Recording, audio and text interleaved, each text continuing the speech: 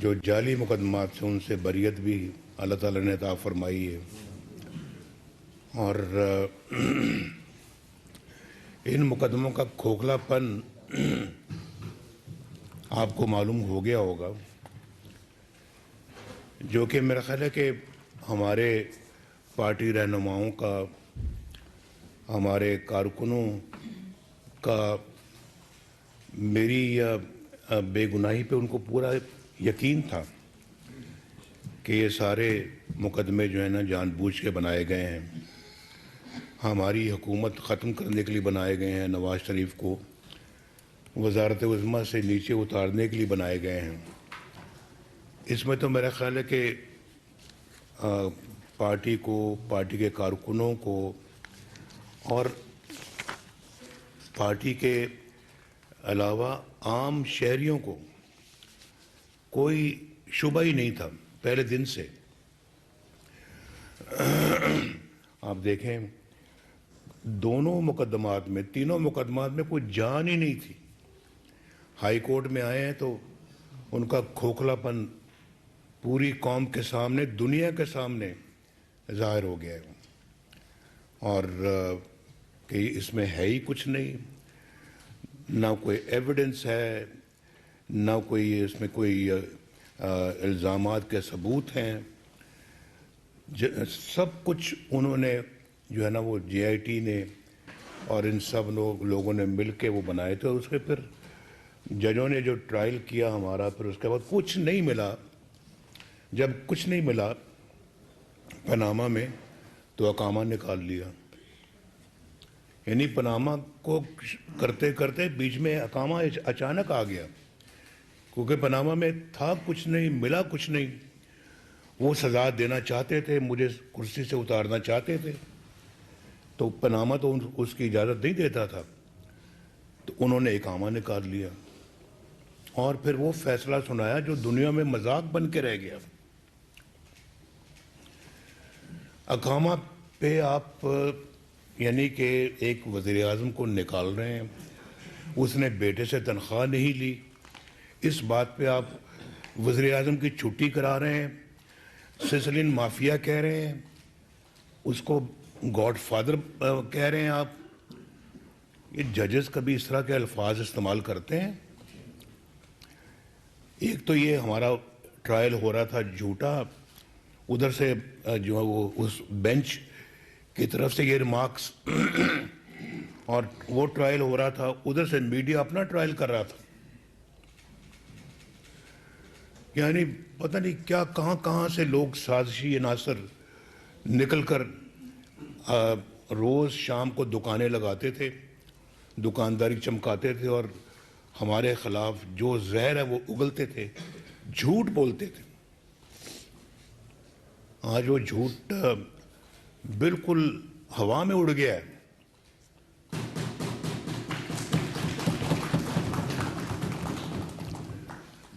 کل جب وہاں میں تھا تو مجھے اپنا جو ہے نا وہ وہاں پوچھا، دوستوں نے مبارکباد دی، تو مبارکباد لیتے تو انسان کے منہ پہ ذرا ایک اطمینان سا آ ہی جاتا ہے نا جی، ذرا تھوڑا سا انسان مبارکباد وصول کرتا ہے تو وصول بھی اچھے طریقے سے کرنی چاہیے۔ لیکن جو دکھ ہمیں دیے گئے ہیں اس کا کوئی مداوع ہے؟ کیا مداوع ہے اس کا؟ اور آپ یہ دیکھیں کہ میں لندن میں موجود تھا، میرے ساتھ مریم بھی تھی، تو ہم نے درخواست کی کہ بھائی ہم آ رہے ہیں، ہمارے آنے پر آپ نے جو فیصلہ سنانا ہے وہ آنے پر سنائیں، میں کورٹ میں آ رہا ہوں۔ لیکن انہوں نے ذرا بھی بات نہیں مانی، میں نیب کورٹ کی بات کر رہا ہوں۔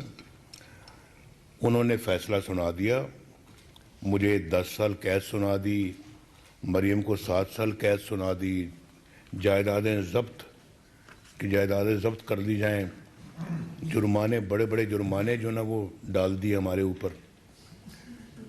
تو میری اہلیہ آخری سانسیں لے رہی تھی وہاں پر، اور میں نے کہا مریم کو، میں نے کہا کہ اللہ تعالیٰ ان کو، وہیں جیل میں تھی، تو وہاں جا کے تو میں نے سپرنٹ کو کہا کہ مجھے میری بات کرا دیں، یہ واقعہ ہوا ہے اور میں جو ہے وہ مجھے پتہ لگا ہے کہ ان کی طبیعت پھر ناساز ہو گئی ہے، تو میں بات کرنا چاہتا ہوں، آپ میری بات کرا دیں۔ تو اس نے کہا جی ہم تو بات نہیں کرا سکتے۔ میں نے کہا یہ ایک بہت ہی انسانی ہمدردی والا معاملہ ہے، ایمرجنسی ہے، اگر آپ بات کرا دیں گے تو آپ کو کس نے نوکری سے باہر نکال دینا ہے؟ آپ میری بات کرا دیں اور آپ کہہ دیں کہ جناب ان کی وائف بہت بیمار ایک دم ہو گئی، تو میں نے بات کرا دی، تو آپ کے خلاف کوئی ایکشن تو نہیں ہوگا۔ 2 فون لینڈ لائنز پڑی ہوئی تھیں، 2 موبائل تھے، اس نے بات نہیں کرائی۔ میں نے اس سے بڑا اصرار کیا، بات نہیں کرائی، تو ہمیں اجازت نہیں ہے۔ خیر میں پھر اٹھ کے چلا گیا وہاں اپنے سیل میں، جس سیل میں مجھے رکھا ہوا تھا، تو اس کے 2.5-3 گھنٹوں کے بعد آ کے مجھے کہتا ہے جی کہ آپ کو ایک بری خبر سنانی ہے، آپ کی بیگم صاحبہ انتقال کر گئی، تو اب ہم آ کے آپ کی بیٹی کو کہنے جا رہے ہیں، ان کو میسج دینا ہے۔ میں نے کہا بالکل آپ نہ جائیں، میں جاؤں گا، میں خود جا کے ان سے بتاؤں گا۔ تو میں پھر ان کو جا کے میں نے بتایا، تو آپ سوچ سکتے ہیں کہ بیوی یا ماں کی جو خبر مرنے کی ملے، وہ بھی جیل میں، تو انسان کا کیا حال ہوتا ہے۔ تو وہ وہاں پہ میں نے جو شروع میں بات کی تھی، میں کبھی کبھی سوچتا ہوں کہ شاید میں نے اپنی زندگی کا پتہ نہیں صحیح یہ فیصلہ کیا یا نہیں صحیح کیا کہ مجھے ان کے پاس ہونا چاہیے تھا اس وقت، اور ان کی تیمارداری کرنی چاہیے تھی، اور وہاں میں موجود ہوتا تو شاید مجھے کم از کم مجھے تو صبر آ جاتا کہ چلیں ٹھیک ہے، میں نے اپنا وقت پورا دیا ان کو، لیکن میں وہ بھی نہیں دے سکا، اور یہاں آ کے جو ہے نا جیل چلے گئے ایک جھوٹے مقدمے میں، جس کا پول کل کھلا ہے، جس کا پول کچھ دن پہلے کھلا ہے، کہ کتنا بڑا فراڈ تھا، یہ کتنا بڑا ظلم تھا، اور نکالنا ایک اقامے پہ وزیر اعظم کو، پھر اس کے اوپر مقدمے دائر کرنے جھوٹے، وہ بھی اسی بینچ کا آرڈر تھا کہ اس کے خلاف مقدمے کیے جائیں، نواز شریف کے خلاف۔ یہ نیب کا اپنا فیصلہ نہیں تھا، نیب کو یہ حکم سنایا گیا تھا، اور اس کے بعد پھر جج بٹھا دیا، جس جج نے میرے خلاف فیصلہ سنایا تھا، اس جج کو جسٹس اعجاز الحسن کو مانیٹرنگ جج لگا دیا کہ جی آپ بیٹھیں اور آپ سپروائز کریں سارے مقدمے کو، کارروائی کو، اور آپ نے مطلب یہ ہے کہ جی آپ نے انشور کرنا ہے کہ نواز شریف کو سزا ہوگی، اور جلدی سے جلدی ہوگی، ویکینڈز پہ بھی کورٹ لگا کرے گی۔ اتنی جلدی تھی سزا سنانے کی کہ ویکینڈز میں بھی، اور جج کو چھٹی بھی لینے سے منع کر دیا گیا کہ آپ نے یہ کام کرنا ہے۔ یہ اتنی بڑی سازش ہے اس ملک کے خلاف جس کا آپ اندازہ نہیں کر سکتے۔ یہ اس لیے میں بار بار یہ بات کرتا ہوں، میں کہتا ہوں جی کہ یہ پاکستان کے خلاف اور 25 کروڑ عوام کے خلاف یہ ایکشن ہوا ہے، یہ سازش ہے، اور 25 کروڑ عوام کو اس کا نوٹس لینا چاہیے، پورا نوٹس لینا چاہیے۔ میں کسی انتقامی جذبے سے یہ بات نہیں کر رہا، لیکن یہ معاملہ بہت سیریس ہے۔ وہ کون لوگ ہیں جنہوں نے یہ کام کیا اور کیوں کیا؟ وجہ پتہ لگنی چاہیے۔ میں نے تو جنرل باجوہ کے خلاف کوئی سازش نہیں کی، کبھی نہیں کی، نہ میں نے کبھی جنرل راحیل شریف کے خلاف کبھی سازش کی ہے، نہ کبھی کسی اور کے خلاف کبھی کوئی سازش کی ہے۔ ہم نے تو اپنا کام کیا ہے. ہم نے تو سڑکیں بنائی ہیں, موٹر ویز بنائی ہیں, بجلی کی لوڈ شیڈنگ کو ختم کیا ہے, ایٹمی دھماکے کیے ہیں, دفاع کو مضبوط کیا ہے. یہ JS-17 جو پاکستان بناتا ہے فائٹر پلین, اس معاہدے پہ میرے دستخط ہیں اس پہ, چائنا کے وزیر اعظم کے اور میرے موجودگی میں ہی ہم نے ایگریمنٹ سائن کیا وہاں پہ. اور اس کے بعد پاکستان میں سی پیک ہم لے کے آئے اللہ کے فضل و کرم سے. پاکستان کی ترقی 6.3 پر لے کے آئے. فارن ایکسچینج ریزروز تاریخی تھے ہمارے زمانے میں, اور اس کے بعد ڈالر کو باندھ کے رکھا ہم نے 4 سال. یہاں تو 1 گھنٹے میں ڈالر اوپر نیچے جاتا ہے, 4 سال باندھ کے رکھا. یہ بیٹھے ہیں جنہوں نے یہ کام کر کے دکھایا ہے, ڈار صاحب پوچھیں ان سے کہ پاکستان کی ترقی. اور پھر ہم نے IMF کو خدا حافظ کہا. بھئی سب ریکارڈ کی باتیں ہیں. جس IMF کا آج اتنی صبح شام منتیں کرتا رہا, ہم نے خدا حافظ کہا. یہ بیٹھے ہیں, پوچھیں پاکستان کی ترقی. پاکستان کا بجٹ جہاں جو ڈیولپمنٹ بجٹ ہے وہ کہاں سے کہاں لے گئے ہم. آپ کے علاقوں میں جو سڑکیں بنی ہیں, جو موٹر ویز بنی ہیں, 10 گھنٹے کا سفر آج 3 گھنٹے میں ہو گیا اللہ کے فضل و کرم سے. وہ ایسے ہی ہو گیا, ڈیلیور کیا اللہ کے فضل سے ہم نے. اور سبزیاں سستی, چینی سستی, آٹا سستا, گھی سستا, گوشت سستا. بھائی ہر چیز سستی. مہنگائی کم سے کم لیول پہ تھی. ہمارے جانے کے بعد مہنگائی کو دگنا تگنا چوگنا کر دیا. یعنی چوگنا کیا, یعنی کہ قیمتیں کنٹرول میں نہیں رہیں. اور پاکستان کے عوام کو یہ سب سے بڑی سزا پاکستان کے عوام کو ملی. یہ ہے وہ سزا. یہ سزا مجھے تو ملی, لیکن مجھ سے زیادہ, کہیں زیادہ پاکستان کے عوام کو دی. بتائیں مجھے ذرا, بتائیں وہ کس طرح سے جسٹیفائی کرتے ہیں یہ سارا ایکشن جو انہوں نے اس قوم کے خلاف کیا ہے. میری وجہ سے, میری دشمنی میں میں نے کیا بگاڑا تھا بھائی؟ میں نے کیا بگاڑا تھا وہ اس بینچ کا, جس بینچ نے یہ بھی کہا. اور یہ بھی آپ کو پتہ ہونا چاہیے کہ ان میں سے ایک جج تھا جس کا نام شیخ, کیا نام تھا, عظمت. ان کی کوئی عزیزہ تھی جس کا کوئی پروموشن کا کیس تھا. تو اس پروموشن گورنمنٹ سرونٹ تھی وہ, تو وہ اپنا میرٹ پہ ہونا تھا. تو اس کیس میں, کسی کیس میں یا اس کیس میں وہ کہتے ہیں جناب نواز شریف کو پتہ ہونا چاہیے کہ اڈیالہ جیل میں بہت جگہ ہے, میں وزیر اعظم ہوں. اور ایک جج صاحب یہ ریمارکس پاس کر رہے ہیں اپنے ملک کے وزیر اعظم کے خلاف کہ ان کو پتہ ہونا چاہیے کہ اڈیالہ جیل میں بڑی جگہ ہے. تو ان کی خواہش تو اس وقت سے تھی مجھے اڈیالہ جیل بھیجنے کی. تو اگر اس مائنڈ سیٹ سے لوگ آئیں گے تو پھر پاکستان کا یہی حشر ہوگا جو ہم دیکھ رہے ہیں. اسی طرح ہوتا رہے گا, خدا نخواستہ ہوتا رہا ہے. 1947 سے ایسا ہوتا رہا ہے, اور نہ جانے کب تک ہوتا رہے گا اگر ہم نے سبق نہ سیکھا. یہ بہت افسوسناک بات ہے یہ جو میں آپ کے سامنے کر رہا ہوں. اور یہ جو یہ پھینک دینے والی بات نہیں ہے. جو ملک و قوم نے جو قیمت ادا کی ہے اس کا حساب ہونا چاہیے. انتقام نہ صحیح, مجھے انتقام سے کوئی غرض نہیں ہے.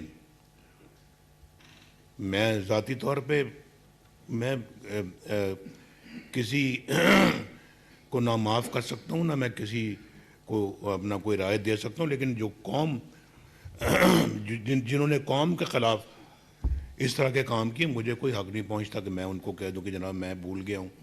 میں نہیں بھول سکتا. اس کا جو اس کا ذمہ دار ہے اس کا حساب لیا جانا چاہیے. ورنہ ملک کے ساتھ یہ تماشا، یہ کھیل ہوتا رہے گا،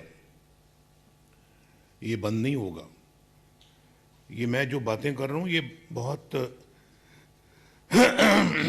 بہت امپورٹنٹ باتیں ہیں، اور اپنی ذات کے لیے بالکل نہیں کر رہا۔ آپ یہ توقع کریں بھی نہ کہ 3 دفعہ وزیر اعظم بننے کے بعد میں اپنی ذات کے لیے کوئی بات کروں گا۔ مجھے اب آج اگر کوئی چیز عزیز ہے تو صرف پاکستان ہے، اس کے 25 کروڑ عوام ہیں، ان کی ویلفیئر ہے، ان کی خوشحالی ہے۔ اس کی خوشحالی کو اگر کوئی بدحالی میں بدلتا ہے تو میرا سب سے بڑا دشمن وہی ہے، اس قوم کا دشمن وہی ہے، تو مجھے اس کو معاف کرنے کا کوئی اختیار نہیں۔ تو انشاءاللہ 8 فروری کو عوام پر مشتمل اب سب سے بڑی جے آئی ٹی بنے گی انشاءاللہ، جے آئی ٹی بھی بنے گی اور سب سے بڑی عدالت بھی بنے گی، تو انشاءاللہ وہ پھر تاریخی فیصلہ دے گی۔ اور ہمیں اپنا جو ہے نا یہ باتوں کو بڑے غور سے صرف سننا نہیں چاہیے، اپنے پلے پلے باندھنی چاہیے کہ یہ ہے ہمارے ملک کی تباہی کی وجوہات، اور ہم نے اپنے ملک کو ایسے ہاتھوں میں نہیں چھوڑنا کہ جو کھیل کھیلیں ملک اس کا شکار ہوتا پھرے، بالکل نہیں، ورنہ یہ اس طرح کے کھلنڈرے آتے رہیں گے اور پاکستان کی تباہی اور زیادہ بڑھاتے رہیں گے۔ تو بس میں اتنی آج بات کرنا چاہ رہا تھا۔ مجھے جہاں اس بات کا اطمینان ہے کہ ان جھوٹے مقدموں سے مجھے اللہ تعالیٰ نے بری فرمایا ہے، تو آپ دیکھ لیں کہ کتنی جلدی وہ فیصلے ریورس ہوئے ہیں، اور کل کورٹ میں کورٹ کی اگر آپ نے کارروائی سنی ہو تو انہوں نے بالکل یعنی کہ صاف صاف کہہ دیا ہے کہ یہاں تو کوئی ایویڈنس ہی نہیں ہے، کچھ بھی نہیں ہے، کوئی ثبوت ہی نہیں ہے، کوئی کاغذات ہی نہیں ہے، ساری ایک سازش کے تحت۔ انہوں نے تو نہیں کہا، لیکن میں کہہ رہا ہوں اور دنیا بھی کہہ رہی ہے، ایک سازش کے تحت یہ سارے مقدمات بنائے گئے، اور پاکستان کے 25 کروڑ عوام کے نمائندے کو دھکے دے کے وزارت عظمیٰ سے باہر نکالا گیا اور جیلوں میں ڈالا گیا۔ اس کے خاندان کو بھی سپیئر نہیں کیا گیا، اس کی بیٹی کو اس کی آنکھوں کے سامنے گرفتار کیا گیا۔ جب نیب مریم نواز شریف کو لے کر، تو میں سامنے بیٹھا ہوا تھا، میں دیکھ رہا تھا جب وہ اس کو اریسٹ کرنے آئے تھے، میں کوٹ لکھپت جیل میں تھا میں، اور مجھے گھر سے ملنے آئی تھیں، میرے لیے کھانا لے کے آئی تھیں، اور ابھی ہم نے کھانا شروع بھی نہیں کیا تو اس کو وہاں سے وہ اریسٹ کر کے لے گئے۔ یہ میرے دائیں بائیں سب بیٹھے ہوئے ہیں جو جیلوں میں رہے ہیں۔ اب بتائیں اس بندے کا کیا قصور ہے؟ شریف آدمی ہے یہ، اور بچپن سے میرے ساتھ رہا ہے، میں تو اس کی کسی برائی سے واقف نہیں ہوں، نہ یہ برا آدمی ہے۔ میرے بھائی شہباز شریف، ان کا میرا بھتیجا، یہ آج باہر سے آئے، ان کی والدہ صاحبہ بیمار تھیں۔ کتنے سال رہے حمزہ تم؟ 2 سال جیل میں۔ بتائیں ذرا کیا کون سا اس کے پاس سرکاری عہدہ تھا؟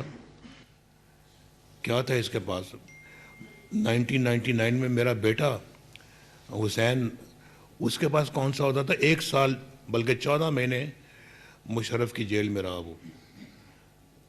کون سا عہدہ تھا اس کے پاس؟ کیا کون سی وزارت تھی؟ کون سی اس کے پاس کون سا مشیر تھا وہ؟ اس کے پاس کون سا عہدہ تھا مریم کے پاس؟